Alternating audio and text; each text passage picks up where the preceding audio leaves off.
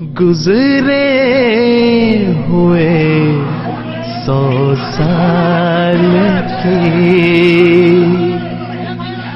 तारीख गवाह है, साए की तरह साया फिगन हम पे खुदा है, पे खुदा है, पे खुदा है।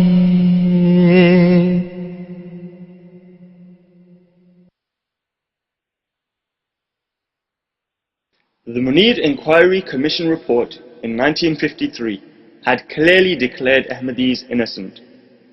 The Ahrari mullahs had faced the worst embarrassment ever. A judge of the High Court had taken the mask of piety off and shown their cruel and ruthless face. Mischievous as they were, they could not sit idle and not retaliate. The 1953 episode had clearly shown that courts and the law-enforcing bodies were yet beyond the gruesome reach of the mullahs, and this is what they wanted under their vicious control. They thought of an even more evil plan this time. They knew that a democratic government will bow to no one else but the people. It is the people who bring democratic governments to power, and it is the same masses that are a threat to this power. So, the mullahs now launched a hate campaign, an organized propaganda so as to incite hatred in the people's hearts. 1974 is another landmark in the history of the Ahmadiyya Muslim Jamaat. That was the year when the National Assembly of Pakistan unilaterally decided against the community. Zulfikar Ali Bhutto was the head of the government at that time. Under his instruction, the whole National Assembly was constituted as a small committee to hear the subject, and finally they came out with one-sided decision, without any reason, without any explanation, that the member of the community is not into the fold of Islam. This decision was taken in 1974, and before that, actually, Allah Almighty is always guiding the community, and the then Supreme Head of the community, Hazrat Khalifatul Masih Salis III, Rahimahullah Ta'ala, he convened a special Majlis Shura in 1973. There he mentioned very carefully and very discreetly that the opposition of the religious communities is always there. But out of these difficult times of persecution, the communities always come out victorious. So he explained what is being considered in some circles and what sort of conspiracies are being hatched against the community and what seems to be the plan of the opponents to do to the Ahmadiyya. All these things, its background and its nature and what might possibly be coming out later on, that was thoroughly explained in that Majlis Shura by Hazrat Khalifatul Masih in 1973. Now then we reach 1974. That was the year in which the state of Pakistan declared Ahmadiyya Muslim community as a non-Muslim minority, and the constitution of Pakistan was amended accordingly, and it was actually put into the constitution that this particular minority of people, they are excluded from the definition of Muslims. Now that was quite surprising. But before I give further details, it must be mentioned that there was a background to it. As I mentioned, that after the martial law of 1953, which was unsuccessful for the so-called mullahs and those fanatic organizations of mullah, Ahrar and Jamaat Islami, the mullahs came back again in 1960s in elections when they were so-called supporting the sister of the founder of Pakistan, Muhtarama Fatima Jinnah, and they were actually in fact pursuing their own agenda underhand in order to acquire the power and to take revenge against the Ahmadis. That was unsuccessful. In 1973, after the fall of Decca and the partition of Pakistan and the segregation of East Pakistan, The government of Pakistan again was passing through a state of turmoil, where the newly elected government, which was being led by Zulfikar Ali Bhutto at that time, was just barely establishing its feet on the face of the government. And that was the time when mullahs from different parties, they joined hands, and then they started building pressure on the government of Z.A. Bhutto that unless and until you declare Ahmadis as a non-Muslim minority under the constitution, we would continue creating troubles for you and we would not let you stabilize as a government. There was something behind it, and that, be it within Pakistan, the mullahs, the extremists, or even internationally, who were opposed to the Jamaat. And this pressure continued, and it was publicized a great deal that Ahmadis were against the finality of the prophethood, and that Ahmadis didn't believe in the Holy Prophet ﷺ as the final prophet of Islam. And this was given massive media attention and widespread spread amongst the uneducated masses who took it to be true. Bhutto was a popular leader. He was the chairman of the largest political party of Pakistan, the Pakistan People's Party.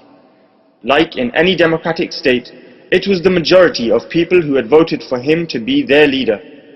He did not want to lose his popularity. He knew that the masses had a strong hatred for Ahmadis. The demand to declare Ahmadis non-Muslim was growing day by day. This was the dilemma Bhutto was facing. Either to prove himself secular and liberal, or to prove himself loyal to the mullahs who now controlled the masses, hence the state affairs. In the elections, during the elections of 70s, the Ahmadis had profoundly, supported People's Party, and because of their support, the People's Party could get such number of votes in Punjab and Sindh that the then government, People's Party, could make their governments in both the provinces and in the centre. So naturally all the political party, and at that time it is a fact that all religious parties, they gathered together, and it was said as if the elections were between Kafirs and Muslims. Bhutto was declared as if he was against Islam, and all the Islam Pasand, the name was called as Islam Pasand parties. That was, but all those parties, were defeated, and the people did not pay any heed towards their Islam khatre mein hai, Islam is in danger, and Bhutto will spoil the Islam. Unfortunately, having defeated the mullahs, Mr. Zulfikar Ali Bhutto, I think, was not advised, well advised, to resort to religious parties. He began, having just to prolong his power in the country, he then went to see various mullahs, even Maulana Abul Huda during the night, Maududi during the night, and tried to have their sympathies so that his power goes on or remains. Now, in order just to save its government and to avoid temporarily the pressure that was being posed by the mullahs and different fanatic religious organizations, Z.A. Bhutto, just in order to gain his political incentives, declared Ahmadis as a non-Muslim minority under the constitution. So Bhutto stood up to take the decision. He claimed that he will bring the Qadiani issue to a close. He knew not that he was actually bringing to an end the leftover bits of democracy in Pakistan. He knew not that he was actually bidding farewell to his own political career.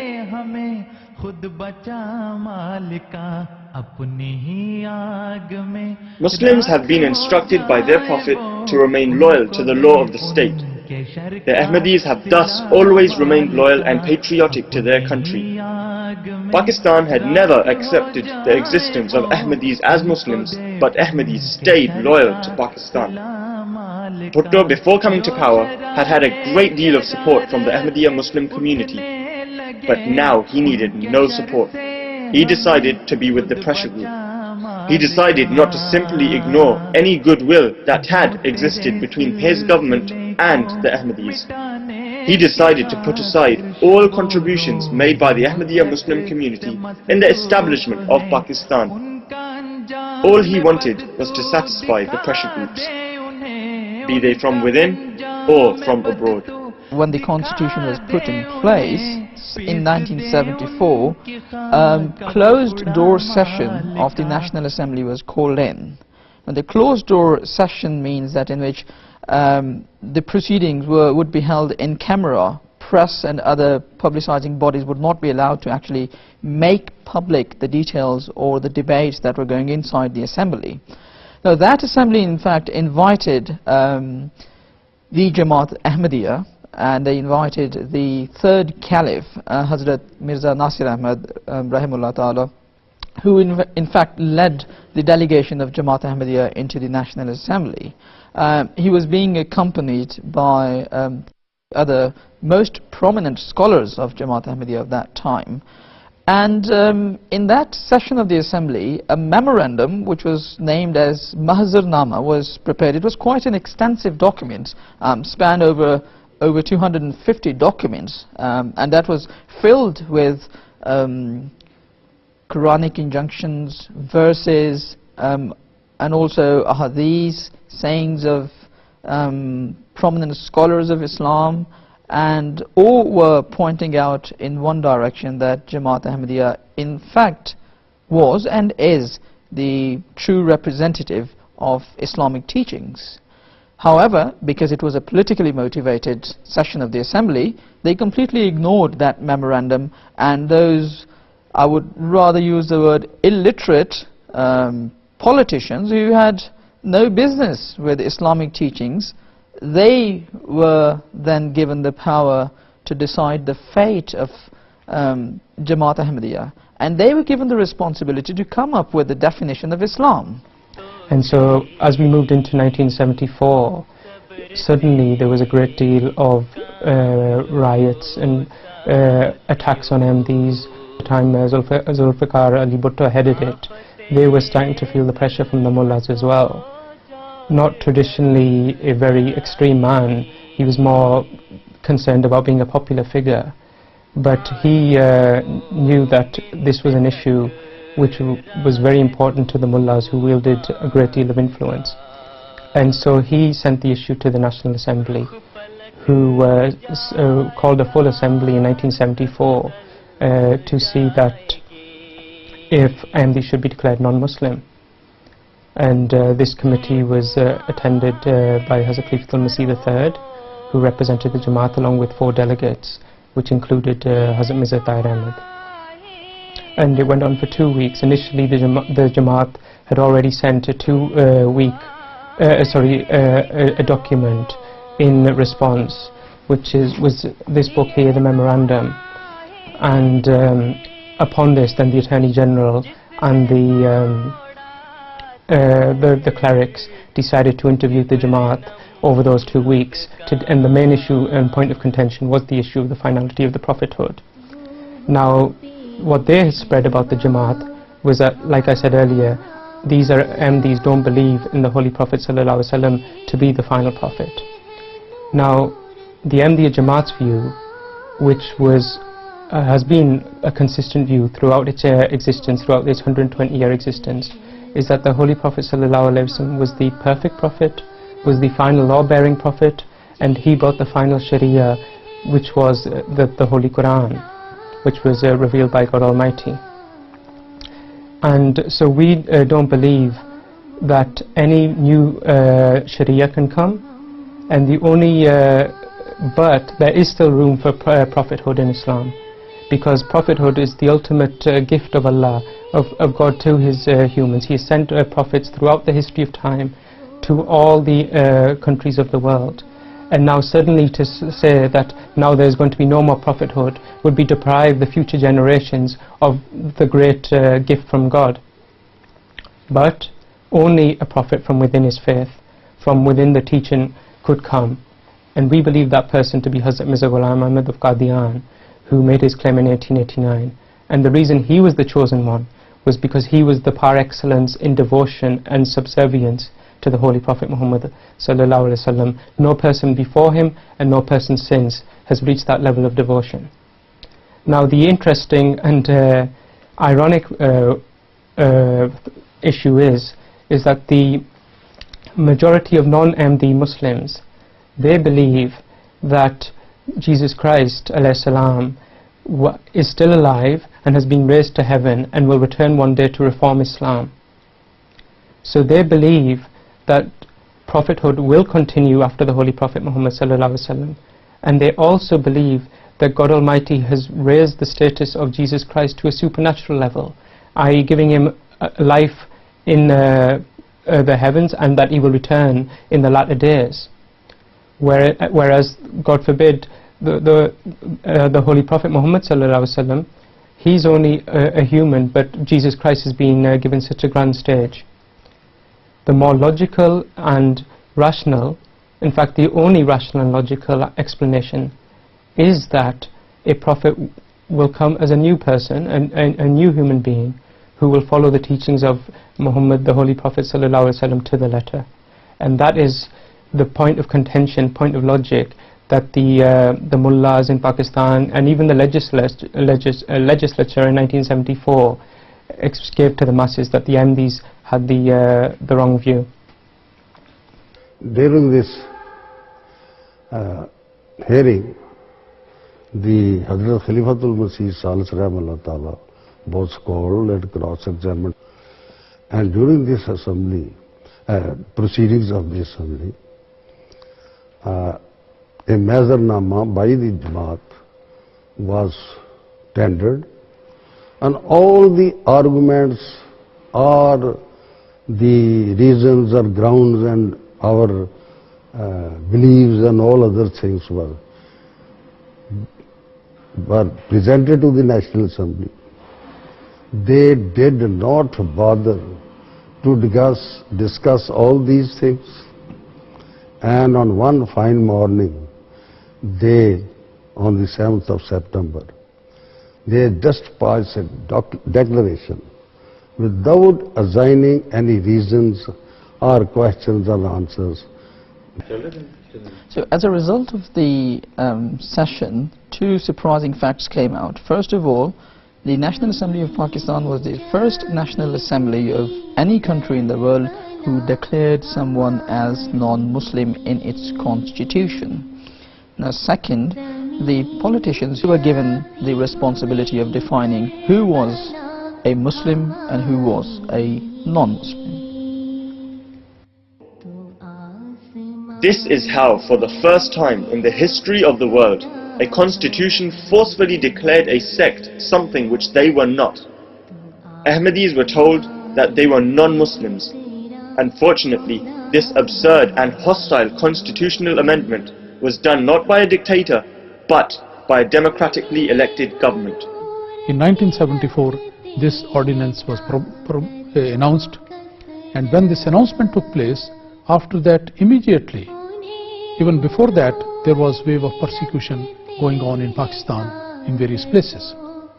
And during that wave of persecution, which was nationwide, which was very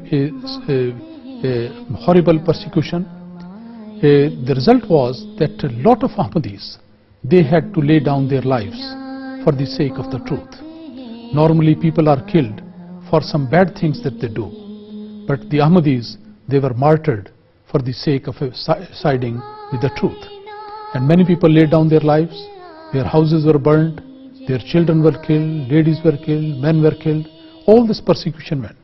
And it was really a very difficult moment in the history of the Ahmadiyya Muslim community. But we firmly believe that Allah Almighty is always there to help the community. And that was a moment we remember very well, that the people used to come to Rabwa, the international headquarters of the community, to see Hazrat Khalifatul Masih Salis Rahimahullah Ta'ala, who was the source of all the inspiration and guidance and support to the member of the community. People used to come and describe to him that, well, our relatives have died, our houses have been put on fire, our business has been stopped, and all these things. They used to come in a way, they were crying and weeping. And after seeing the Khalifatul Masih, they were so much enriched and so much encouraged that when they came out, there was always a smile on their face.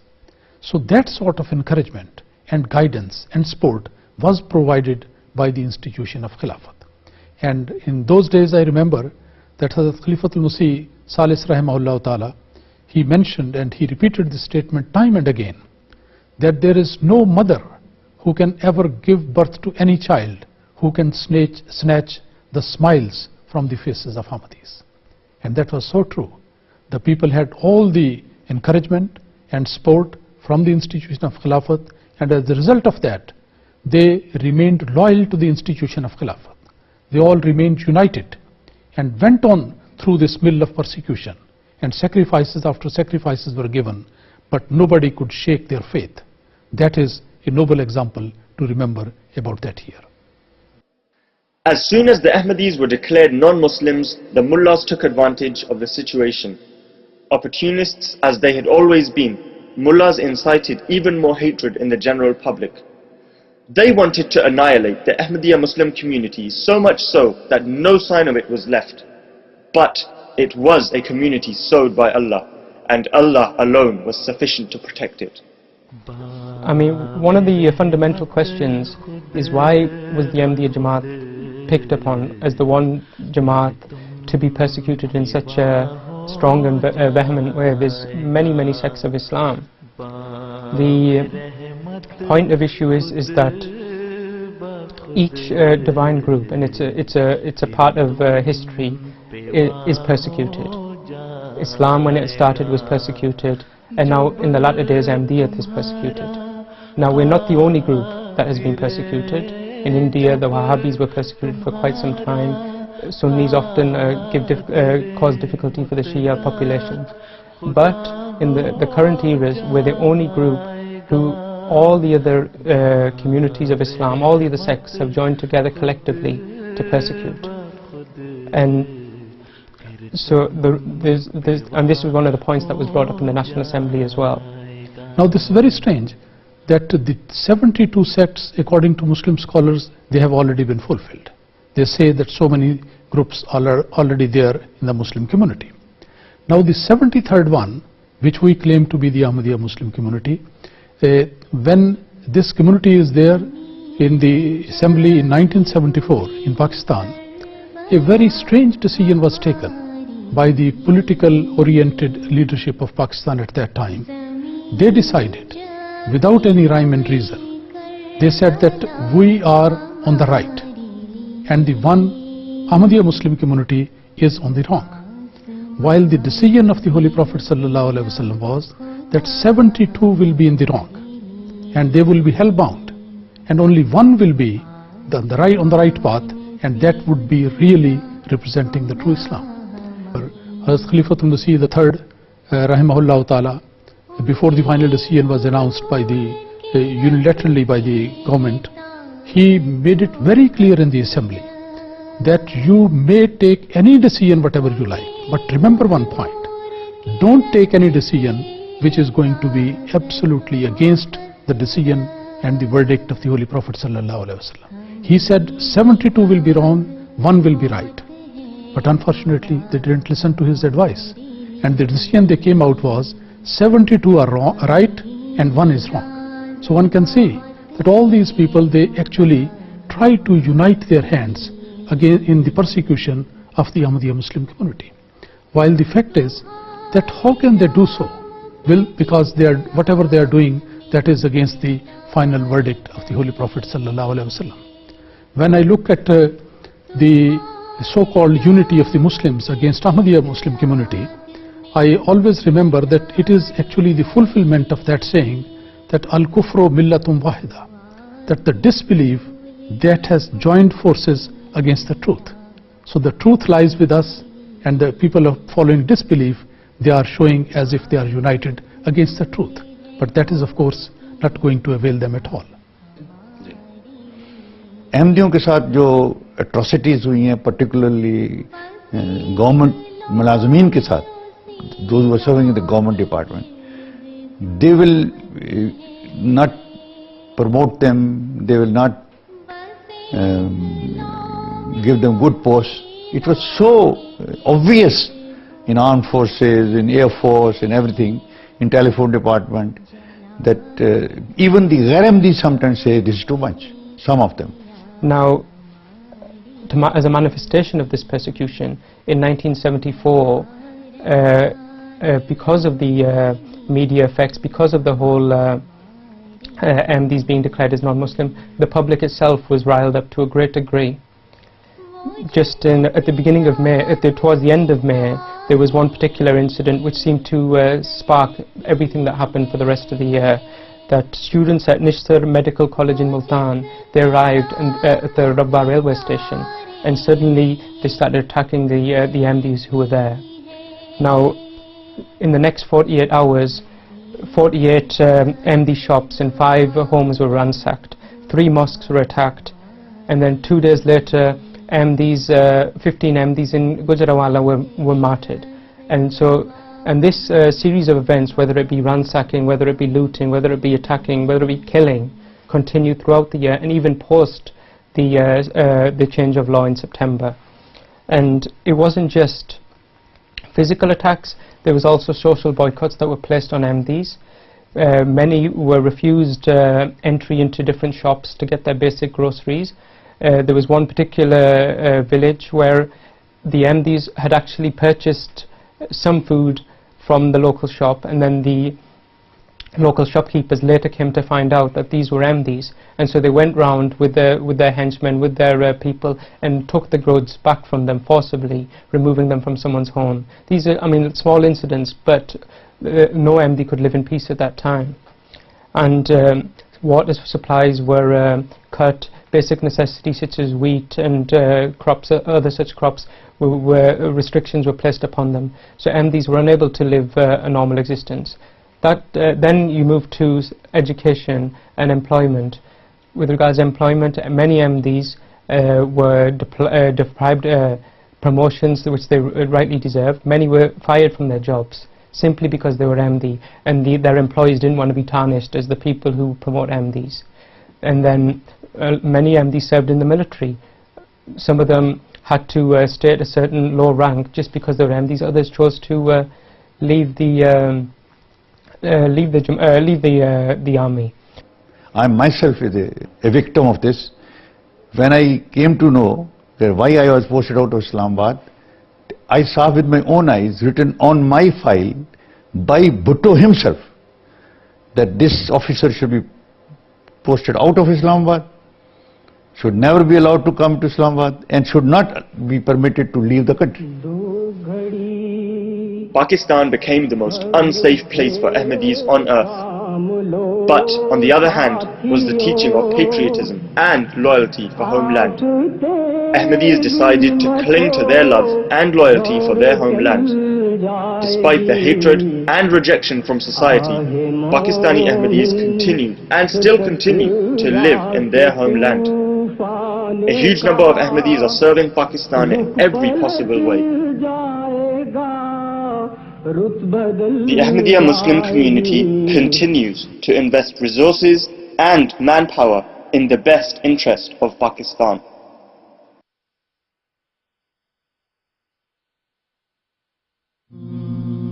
गुजरे हुए 100 साल की तारीख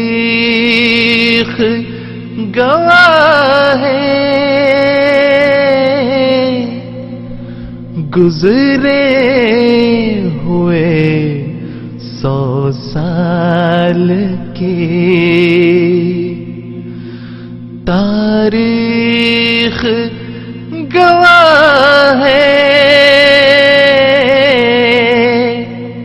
साए की तरह साया फिगन हम पे खुदा है,